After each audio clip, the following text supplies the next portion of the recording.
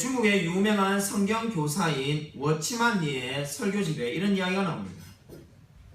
제2차 1차 대전 말에 독일과 프랑스가 전쟁하고 있었습니다. 이 독일과 프랑스가 서로 양측의 병사들을 죽여가고 있는데 두 명의 병사가 죽어가고 있는데 서로 마주보고 있습니다. 한 사람은 프랑스인이고 한 사람은 독일인입니다. 서로가 적군인데 서로가 죽어가면서 이제 마지막 힘을 다해서 몇 마디를 나눕니다. 인생의 마지막 순간을 젊은 나이에 전장터에서 죽어가고 있습니다. 그리고 앞에서 자기를 마지막으로 죽어가는 것을 보고 있는 사람은 자기가 평생에 한 번도 본 적이 없는 적군입니다. 그 사람하고 이야기를 하다 보니까 둘 다 크리스찬이라는 것을 알게 되었습니다. 그때 한 병사가 먼저 말합니다. 천국에서 다시 만나길 바랍니다. 그러자 그 말에 화답하며 또 다른 한 적군의 병사가 이렇게 말합니다. 그렇습니다. 그곳에는 이렇게 비참한 전쟁이 없을 것입니다.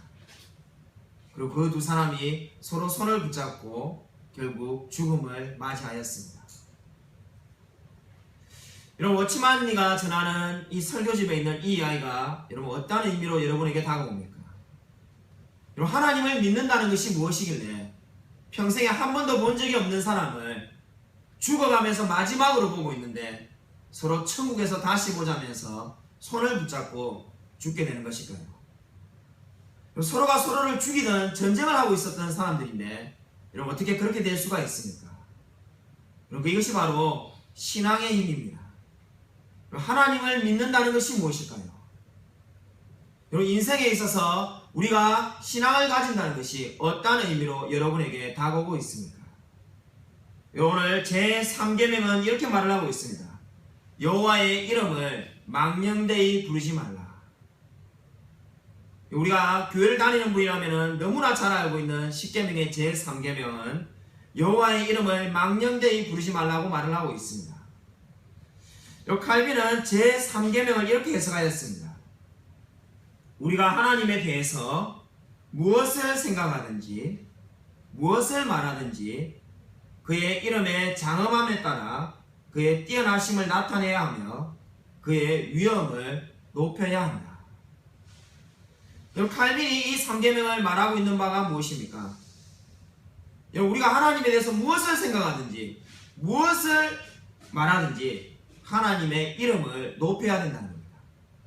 그것이 바로 이 3계명이 말하는 바라고 칼빈이 해석하였습니다.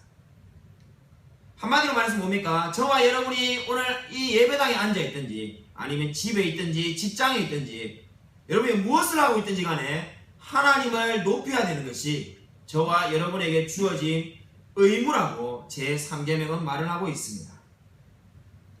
여러분, 오늘 3계명은 하나님의 이름을 영광롭게 하라고 말을 하고 있습니다. 하나님의 영광을 나타내라고 말하는데 영광이 무엇입니까? 여러분, 영광이라는 단어는 직설적으로 말을 한다면 무겁다는 뜻입니다. 무겁다는 것이 무엇입니까? 하나님의 이름이 무겁다는 느낌이 들 정도로 높임을 받아야 된다는 겁니다. 하나님의 이름은 결코 가볍게 쓰여지는 것이 아니라 존경받아야 된다는 것이 바로 오늘 하나님을 영화롭게 하라는 의미가 되겠습니다. 이 언뜻 생각해보면 3계명은 참 지키기 쉬울 것 같습니다. 하나님을 망령되게 하지 말라.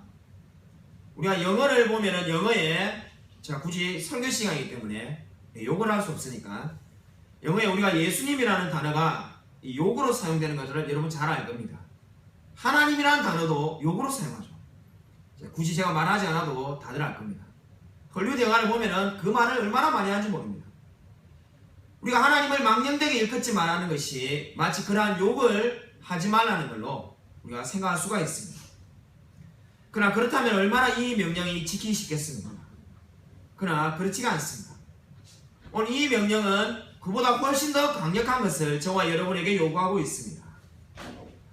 여러분, 이 계명이 지키기 어려운 이유가 무엇입니까? 바로 인간은 본질적으로 순종하기보다는 하나님을 높이기보다는 죄를 사랑하기 때문입니다. 우리가 본질적으로 순종하거나 하나님을 영화롭게 하는 것을 좋아한다면 이 명령이 누가 못 지키겠습니까? 그러나 이 명령이 저와 여러분에게 어렵게 다가온 이유는 바로 우리가 죄를 너무나 사랑하기 때문입니다. 중세의 전설 가운데 이러한 이야기가 있습니다. 중세에 전해전해 내려온 이야기인데, 한 나이 많은 사제가 등에는 모래주머니를 메고 팔에는 과일 바구니를 메고 늘 걸어다닙니다. 매일매일 거리를 걸어다니는데 하루도 빠짐없이 그 신부가 등에는 모래주머니를 메고 팔에는 과일 바구니를 들고 다닙니다. 여러분 한번 생각을 해보십시오. 제가 한번 이 설교단에 올라오는데 등에 모래주머니를 메고 팔에 과일 바구니를 들고 매주마다 올라온다고 한번 생각해 보십시오. 이거 과간이지 않습니까? 이거를 누가 궁금해하지 않겠습니까? 사람들이 이구동성을 물었다고 합니다. 도대체 모래주머니는 뭘 의미하고 과일 바구니는 뭘 의미합니까? 그러자 그 신부가 이렇게 말했다고 합니다. 모래주머니는 내가 지은 죄를 말합니다. 과일 바구니는 내 이웃들이 지은 죄를 뜻하고 있습니다. 그러므로 여러분, 이 이야기가 보여준 바가 무엇입니까? 자기의 죄는 왜 등 뒤에다 놔두었겠습니까? 보기가 싫은 거죠. 내가 지은 죄 있다는 걸 인정하기 때문에 등 뒤에 달아놨지만은 쳐다보기 싫기 때문에 등에다 달아놨습니다. 근데 이웃들의 죄가 과일 바구니라고 했는데 그걸 왜 손에다가 들고 다니겠습니까? 늘 보며 즐겨하는 거죠. 여러분, 이 중세의 사제가 보여주는 이 이야기가 사실 인간의 본능을 보여주고 있습니다. 자기의 단점은 사람들이 쳐다보기 싫어합니다. 그러나 다른 사람의 허물들은 계속해서 끊임없이 이야기하고 또 이야기하고 싶어하는 것이 인간의 본능입니다. 아마 이 자리에 있는 저와 여러분도 누가 똑같지 않다라고 감히 말할 수 있겠습니까? 다른 사람이 내게 잘못한 것은 한 번 이야기해가지고는 적성이 풀리지가 않습니다. 10번, 20번, 아니 그 이야기를 잊어버리기 전까지 계속해서 반복해서 이야기합니다. 그러나 나의 단점은 또 쳐다보기가 싫습니다. 이러한 우리 인간의 본능이 제3계명을 지키기를 어렵게 만듭니다. 왜 그렇습니까? 우리가 제가 계속해서 이야기하는 것처럼 10계명을 해석하는데 대원칙이 있기 때문입니다. 웨스트민스터 소요리문답 99문이 말하는 것처럼 금지된 명령에는 반드시 그 반대의 의무가 있습니다. 하나님의 이름을 망령되이 일컫지 말라고 말할 때는 그 반대의 의무 무엇입니까? 하나님을 사랑하며 하나님을 영화롭게 하는 겁니다. 그리고 그저 하나님을 망령되이 일컫지 말라면은 우리가 하나님을 욕하지 않고 영어로 된 욕을 사용하지 않고 이 정도 하면 지킨다면 쉬울 겁니다. 그러나 이 명령이 저와 여러분에게 부담으로 다가온 이유가 어디에 있습니까? 바로 우리가 늘 하나님을 영화롭게 해야 된다는 겁니다. 그것도 예배당에 나왔을 때만 영화롭게 하는 것이 아니라 내가 정말 직장에 믿지 않는 사람들과의 관계 속에서도 늘 하나님을 영화롭게 하며 살아가는 것이 오늘 성경이 말하는 바입니다. 여러분은 진정으로 내가 왜 살고 있냐는 질문에 대답할 수 있습니까? 수많은 사람들이 이 질문에 대답하지 못합니다. 여러분은 왜 살고 있습니까? 여러분의 인생의 목적이 무엇입니까? 바로 그것이 소요리문답 제1문에 잘 나타나 있습니다. 인간의 제일된 목적이 무엇입니까? 한번 우리 같이 암송해 볼까요? 인간의 제일된 목적은 하나님을 영화롭게 하고 영원토록 하나님을 즐거워하는 것입니다. 여러분, 이렇게 우리가 방금 암송한 것처럼 하나님을 영화롭게 하고 영원토록 그분을 즐거워하는 것, 그 소요리문답 1문이 바로 10계명의 제3계명의 의미를 잘 나타내고 있습니다. 여러분, 인생의 목적이 정말 하나님을 영화롭게 하며 영원토록 그분을 즐거워하는 것이다라고 고백할 수 있습니까? 수많은 사람들이 이 질문을 답하지 못합니다. 왜 사는지조차 모르는 사람들이 얼마나 많은지 모릅니다. 중국의 공자가 제자들로부터 이런 질문을 받았다고 합니다. 죽음이 무엇입니까? 그러자 공자가 뭐라고 대답했는지 아십니까? 죽음이 뭐냐고 물어보는 그 질문에 대해서 공자가 제자들에게 나는 죽음은 고사하고 왜 사람이 사는지조차 모르겠다.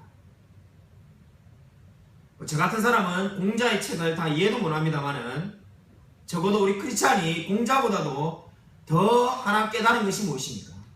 우리는 인생이 왜 사는지를 알고 있습니다. 하나님을 영화롭게 위해서 하기 위해서 살고 있는데 공자는 죽음이 뭐냐는 질문에 대해서 왜 사는지조차 모르겠다라고 짧게 대답하였습니다.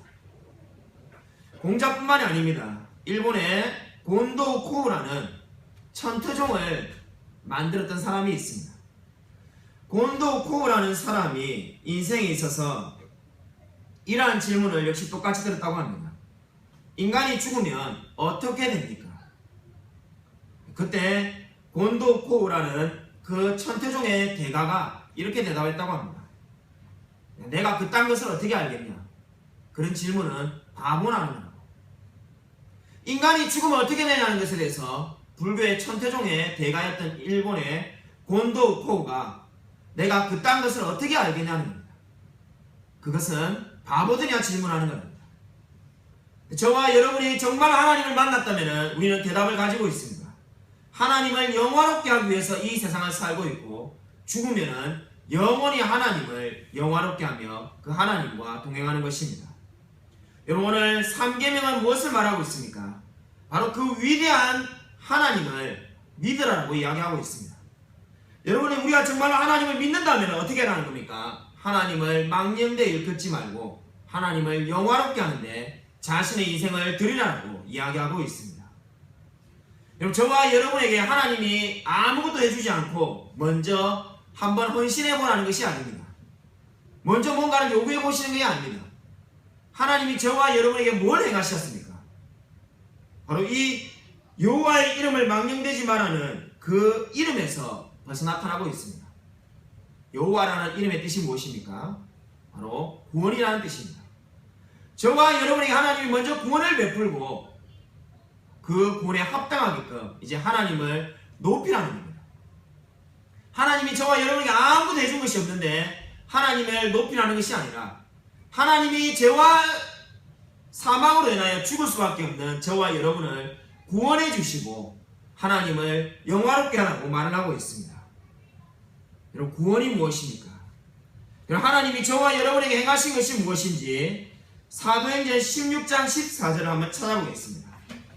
여러분 저와 여러분이 받은 은혜가 얼마나 큰 은혜인지를 사도행전 16장 14절을 통해서 한번 살펴보겠습니다.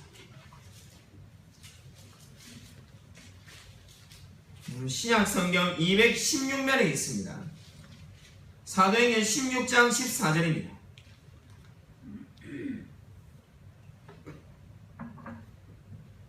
사도행전 16장 14절 다 같이 하신 줄 알고 같이 한 목소리로 읽겠습니다. 시작. 두아디라시에 있는 자색국감 감사로서 하나님을 섬기는 루디아가 하는 한 여자가 말을 듣고 있을 때 주께서 그 마음을 열어 바울의 말을 따르게 하신지라. 우리가 너무나 잘 아는 루디아라가 이 하나님을 만나게 된 장면을 다루고 있습니다. 오늘 이 성경에서 우리가 주목해야 될 동사가 있는데 바로 열었다 하는 것입니다. 하나님이 그 마음을 열어 루디아의 마음을 열었다는 거죠. 여러분 성경은 분명히 이렇게 말을 하고 있지 않습니다. 루디아가 스스로 하나님께 다가가는 이렇게 말을 하고 있지 않습니다. 하나님이 루디아의 마음을 열자 어떻게 됐다는 겁니까? 바울의 말을 따르게 되었다라고 분명히 성경이 말을 하고 있습니다. 여러분 이 열어라는 단어에 주목해 보십시오. 열어라는 단어가 헬라어 원어를 직역한다면은 어떤 의미가 있냐면은 마치 이렇게 문이 닫혀 있는데 문을 양쪽으로 열었다는 뜻을 담고 있습니다. 그러니까 루디아의 마음이 완전히 닫혀 있었는데 하나님께서 마치 양쪽 문을 젖히는 것처럼 문을 젖히듯이 그 마음을 젖혔다는 겁니다. 그것이 바로 오늘 성경이 말하는 의미입니다. 그러니까 지금 어떻게 말을 하고 있는 겁니까? 도무지 하나님을 믿을 마음이 없는 자에게 하나님이 누군지도 모르는 자에게 하나님이 찾아오셔서 그 마음을 젖혀서 하나님을 믿게끔 만들었다는 겁니다. 여러분 이것이 바로 저와 여러분에게 하나님이 베푸신 은혜입니다. 저와 여러분도 하나님을 먼저 알았던 것이 아니라 하나님이 이렇게 우리의 마음을 열어주셨기 때문에 우리가 하나님을 만나게 된 것입니다. 여러분 우리가 너무나 잘 아는 워너 셀먼의 유명한 그림이 있습니다. 워너 셀먼이 누군지는 몰라도 여러분 지금부터 제가 그림을 설명하면은 그 그림을 적어도 한 번은 보았을 겁니다.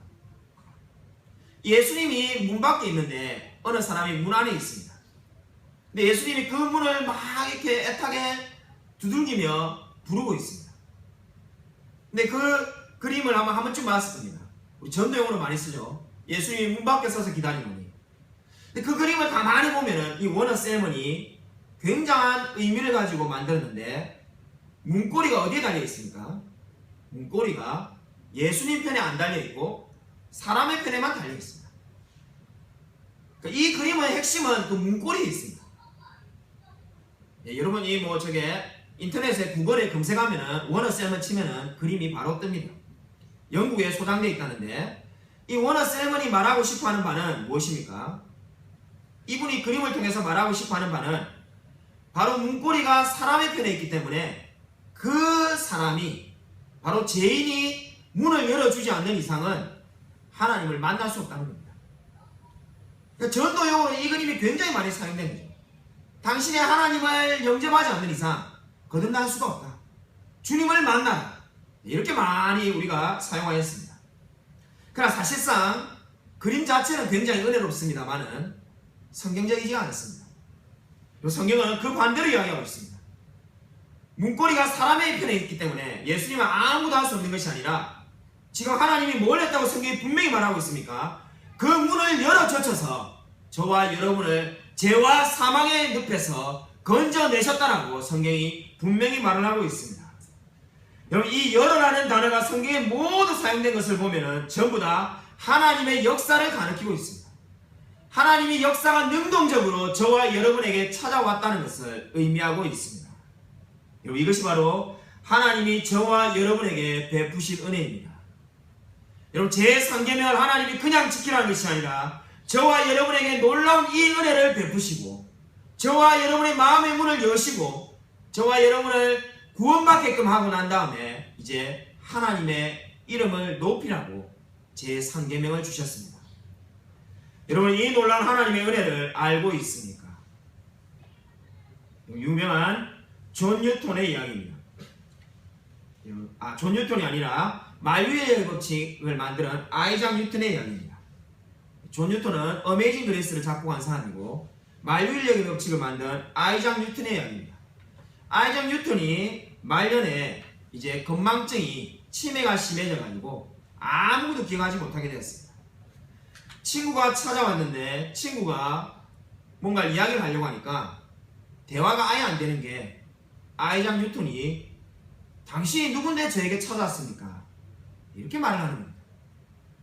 뭔가 대화를 해야 되는데 당신이 누군데 제 앞에 지금 와 있냐고 이렇게 말하니까 친구가 어이가 없어서 말을 못합니다. 안타까워하는 그 친구가 아이작 뉴턴에게 그러면은 나도 못 알아보는데 도대체 기억하는 게 있기는 있냐라고 묻습니다. 그때 아이작 뉴턴이 유명한 말을 남깁니다. 제가 이제 가족도 못 알아보고 친구도 못 알아보고 모든 것을 알아볼 수가 없습니다. 과거의 사건이 다 기억이 나지 않습니다. 그러나 제게 아직까지도 또렷이 기억나는 것이 두 가지가 있습니다. 첫 번째가 내가 죄인이란 것과 두 번째가 예수님이 나의 구세주라는 것은 똑똑히 기억하고 있습니다. 여러분 이 아이작 뉴턴의 이야기가 뭘 보여줍니까? 여러분, 저와 여러분이 이렇게 놀라운 은혜를 받은 사람입니다. 우리가 모든 것을 다 잊어버릴 수가 있습니다. 우리가 그러나 잊을 수 없는 것이 무엇입니까? 하나님께서 저와 여러분을 구원하신 구세주라는 것입니다. 여러분 오늘 제3계명은 우리에게 무거운 것을 요구하고 있습니다. 하나님의 이름을 영화롭게 하고 이라고 합니다. 근데 그렇게 하라는 이유가 어디에 있습니까? 저와 여러분을 구원해 주셨기 때문에 저와 여러분을 그렇게 하나님을 높이라고 말을 하고 있습니다. 여러분은 정말로 하나님을 높이며 살아가고 있습니까? 여러분 우리가 하나님을 높여야 될 이유가 어디 있습니까? 우리 로마서 14장 11절과 12절을 한번 찾아보도록 하겠습니다. 신약성경 로마서 14장 11절과 12절입니다. 로마서 14장 11절 12절입니다.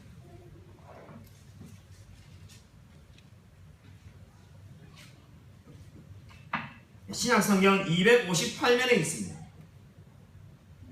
로마서 14장 11절 12절 다 찾으신 줄 알고 한 목소리 읽겠습니다. 시작. 기록되었으되 주께서 이르시되 내가 사랑하니 모든 무릎이 내게 꿇을 것이요 모든 혀가 하나님께 자백하리라 하였느니라. 이러므로 우리 각 사람이 자기 일을 하나님께 직고하리라. 아멘. 오늘 성경이 뭐라고 말하고 있습니까? 우리가 마지막 날에 모든 혀가 하나님께 자백할 때가 있을 거라는 겁니다. 우리가 심판날이 되면 어떻게 된다는 겁니까? 내가 한 행동을 다 하나님께 직고하게 될 것이라고 말을 하고 있습니다. 그럼 내가 잘못한 게 있으면 지옥에 가는가? 그렇게 두려워할 필요가 없습니다. 오늘 이 로마서 14장은 이미 구원받은 사람에게 말을 하고 있습니다. 10계명도 이미 구원받은 사람에게 제3계명을 주신 겁니다. 우리가 뭔가를 못 해낸다면 지옥에 가고 잘해내면 천국에 가는 것이 절대로 아닙니다. 근데 그러면 이 말씀을 왜 주신 겁니까? 하나님의 이름을 얼마나 높이냐에 따라서 저와 여러분의 이제 상급이 결정될 것입니다. 근데 하나님이 우리의 모든 것들을 평가하시는데 어떻게 평가한다는 겁니까? 저와 여러분이 직고한다는 겁니다. 마치 오늘 아침에 여러분이 한 행동을 저에게 다 보고한다고 말해보십시오. 근데 저한테는 다 숨길 수 있지요. 제가 여러분이 집에서 뭘 했는지 모르기 때문에 여러분이 적당히 하고 싶은 말만 하면 됩니다. 그러나 하나님은 어떻습니까? 여러분이 한 모든 행동을 다 알고 있습니다. 여러분이 그 모든 행동들을 이제 하나도 빠짐없이 다 하나님께 스스럼 없이 이야기할 때가 있을 거라는 겁니다. 내가 잘못한 행동이든지 잘한 행동이든지 그 모든 행동들을 하나님 앞에 다 고할 때가 있다고 성경이 말하고 있습니다. 바로 이것이 우리가 하나님의 영광을 위하여 살아야 될 이유입니다. 우리가 하나님의 영광을 위하여 살아가지 않는다면 어떻게 되겠습니까? 하나님 앞에 이르렀을 때 내가 모든 것을 하나님 앞에 다 말해야 될 때 우리는 부끄러움을 면할 수 없게 될 것입니다. 여러분, 오늘 이 하나님의 영광을 위하여 살아가는 말에 대해서 가장 유명한 이야기가 있습니다. 우리 해리 아이언사이드라는 호주에서 설교하다 죽은 위대한 설교자가 있습니다. 수십 권의 책을 내었던 이 해리 아이언사이드가 원래는 그렇게 위대한 사람이 아니었는데 그의 인생이 바뀌는 전환점이 된 사건이 있습니다. 해리 아이언사이드가 어릴 때 가나안에서 구두방에서 일을 하게 되었습니다. 이 구두방에서 아르바이트를 하는데 맥케이라는 집주인에게 구두를 배우고 있습니다. 근데 아이언사이드가 가만히 보니까 맥케이는 굉장히 신실한 그리스도인데 그 동네에서 가장 조그마한 구두방을 하고 있는 겁니다. 너무나 안타까웠습니다. 너무나 정직하고 신실하고 착한 사람인데 가장 조그마한 구두방을 하고 있습니다. 근데 옆에 보니까는 또 다른 구두가게가 있는데 그 동네에서 제일 큰 구두가게를 하고 있습니다. 그 가게가 너무나 부러워서 어느 날 쉬는 날에 해리 아이언사이드가 그 큰 구두가게 앞에 앉아서 어떻게 하면 저렇게 부자가 됐는가 곰곰이 쳐다보기 시작했습니다. 곰곰이 쳐다보니까 어떻습니까? 이 구두 주인이 구두 수선을 하러 왔는데 물에 젖은 구두를 밑창을 다 말리지도 않고 그 위에 그냥 새 구두창을 얹어주는 것이었습니다. 아이언사이드가 10대 아이언사이드가 보자마자 자기도 모르게 이렇게 외쳤습니다. 아저씨, 그렇게 하면은 밑창이 곧 썩어버리잖아요. 그렇게 하면 잘못된 거예요. 그러자 그 아저씨가 웃으면서 이렇게 말합니다. 너희 주인 맥케이는 어떻게 하는 거예요? 우리 주인은 이걸 다 말려가지고 힘들지만은 꼼꼼하게 다시 새 창을 깔아주지요. 그렇게 하니까 오래오래 쓰는 겁니다. 그러자 그 동네의 가장 큰 구두방 주인이 웃으면서 이렇게 말합니다. 그러니까 맥케이는 나보다도 더 먼저 구두방을 차렸지만 지금도 그렇게 조그마한 구두방을 하고 있는 거야. 나는 이렇게 하기 때문에 손님들이 금방 구두가 닳아서 다시 찾아오기 때문에 부자가 된 겁니다. 너희 맥케이처럼 살아서는 평생 가도 부자가 될 수 없단다. 해리 아이언사이드가 이 말을 듣고 너무나 기뻐가지고 맥케이에게 찾아가서 이렇게 말합니다. 아저씨, 이제 우리가 부자가 될 수 있어요. 제가 부자가 되는 방법을 알아봤어요. 그리고 자초지종을 다 설명합니다. 그때 맥케이가 아이언사이드를 앉혀놓고 이렇게 말합니다. 아이언사이드야, 너도 하나님을 믿고 있지 않니? 얘 주일마다 교회를 잘 다니고 있어요. 그럼 내가 너에게 이 말을 해주고 싶단다. 나는 그저 돈을 잘 벌기 위해서 구두가게를 하고 있는 것이 아니란다. 물론 돈을 많이 버는 게 중요하지. 돈을 벌어야만 먹고 사니까. 그러나 마지막 날이 이르렀을 때 하나님이 내 모든 구두를 평가하실 때가 있을 겁니다. 그러면서 맥케이가 오늘 지금 방금 우리가 찾아봤던 이 로마서 14장의 11절 말씀을 읽어주기 시작합니다. 내가 한 모든 행동을 하나님께 직구할 때가 있을 거랍니다. 하나님이 이 맥케이가 쌓아놓은 모든 구두를 쌓아놓고는 그때 구두를 평가할 것이다. 근데 그때 나는 이 구두는 썩었고 저 구두는 형편없고 이 구두는 잘못 만들었다는 이야기를 듣고 싶지 않습니다. 사랑하는 아이언사이드야, 오늘 이 말을 반드시 기억하라. 내가 무슨 일을 하든지 간에 하나님 앞에 평가받을 때가 있을 거랍니다. 그러한 생각을 가지고 너의 인생을 살면은 너는 하나님 앞에 성공하는 사람이 될 거다. 그리고 이 이야기가 해리 아이언사이드의 인생을 바꾸었습니다. 아이언사이드가 위대한 설교자가 되었을 때 수많은 사람이 물었습니다. 당신이 어떻게 해서 이렇게 위대한 사람이 되었습니까? 어떻게 이렇게 위대하게 설교할 수 있습니까? 그때 아이언사이드가 이렇게 대답했다고 합니다. 하나님이 늘 제 앞에 계십니다. 하나님이 내가 모든 설교를 평가할 때가 있을 것입니다. 그렇습니다. 저는 하나님 앞에 이르렀을 때 제가 한 설교와 제가 한 목회를 가지고 평가를 받을 겁니다. 여러분은 무엇을 가지고 평가를 받겠습니까? 여러분이 교사라면 교사로서 평가를 받고 전업주부라면 가정주부로서 평가를 받을 것입니다. 여러분 무슨 일을 하든지 상관이 없습니다. 그 일을 가지고 하나님 앞에 평가받을 때가 있을 것입니다. 여러분은 진정으로 하나님만을 의지하며 살아가고 있습니까? 한 남자가 1929년에 주님을 만났습니다. 그 남자는 미국 로스앤젤레스에서 트럭을 운전하는 사람이었습니다. 당연히 그 남자를 아는 사람은 아무도 없습니다. 1926년에 주님을 만나고 이 남자가 얼마나 성경 말씀이 사랑스럽든지 성경 말씀을 외우고 싶었습니다. 그러나 이 트럭을 운전하는 일이 너무나 고되기 때문에 암송할 시간이 없었습니다. 운전하다가 짜투리 시간에 성경을 암송하기로 결심하였습니다. 그가 하루에 3구절만 암송하겠다고 결심하였습니다. 아침을 먹을 때 한 구절 암송하고, 점심을 먹을 때 암송하고, 저녁을 먹을 때 하루에 3구절만 암송합니다. 3년 동안 몇 구절 암송했겠습니까? 그가 무려 1000구절을 암송하였습니다. 1000구절을 암송하니까 성경이 정말로 날아다니며 모든 구절이 다 마음에 와 있는 것 같습니다. 그가 가슴이 뜨거워져서 트럭 운전을 접고 복음을 전하는 자가 되기로 하였습니다. 여러분, 이 남자가 누구인지 압니까?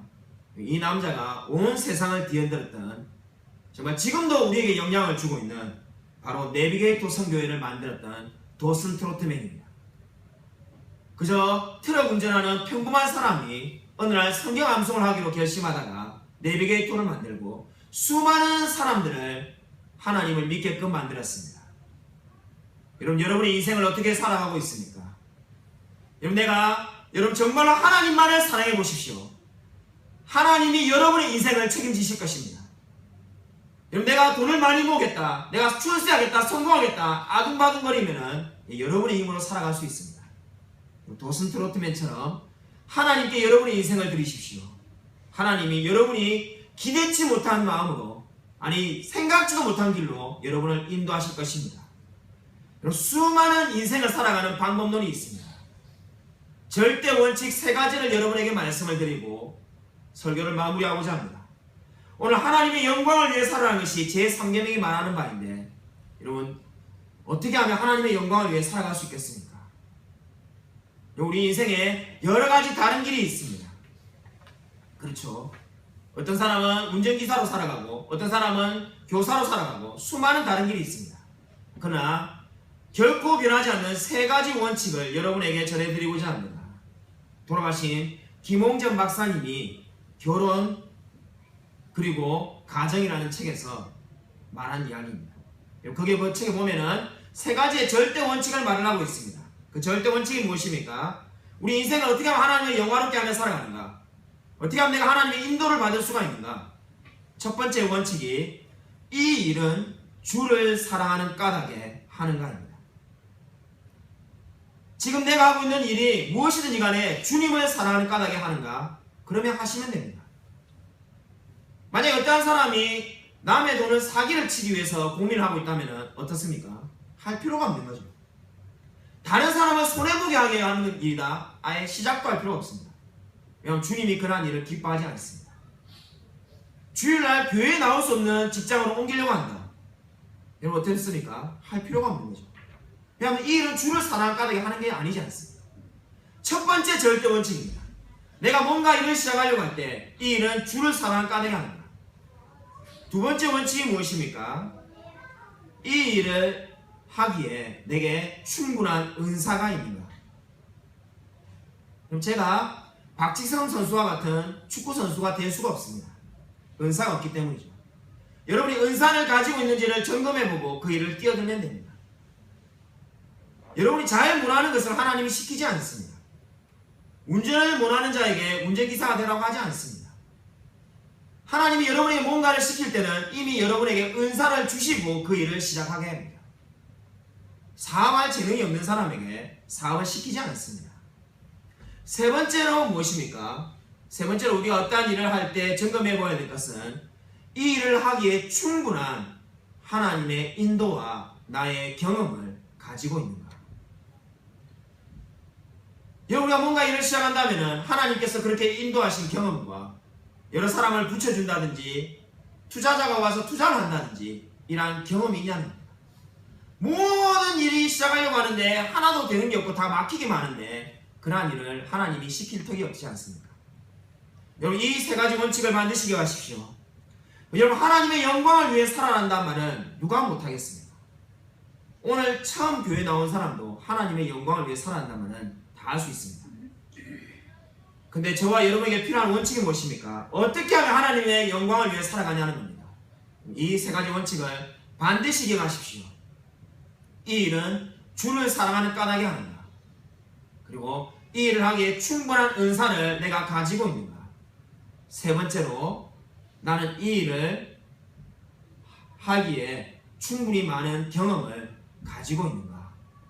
이 세 가지 원칙을 기억하시고 여러분 인생을 살아갈 때마다 수많은 일을 결정할 만한 선택의 기로에서 늘 이 세 가지를 가지고 기도하며 나아가시길 바랍니다. 아무쪼록 우리가 늘 삶을 살아갈 때 무슨 일을 하든지 간에 오직 하나님께 영광을 돌리며 살아가는 저와 우리 모든 성도님이 되시기를 주님의 이름으로 간절히 축원드립니다. 이 시간 우리 이렇게 함께 통성으로 기도하고자 합니다. 주님, 우리가 하나님의 영광을 위해 살아갈 수 있게 해주셔서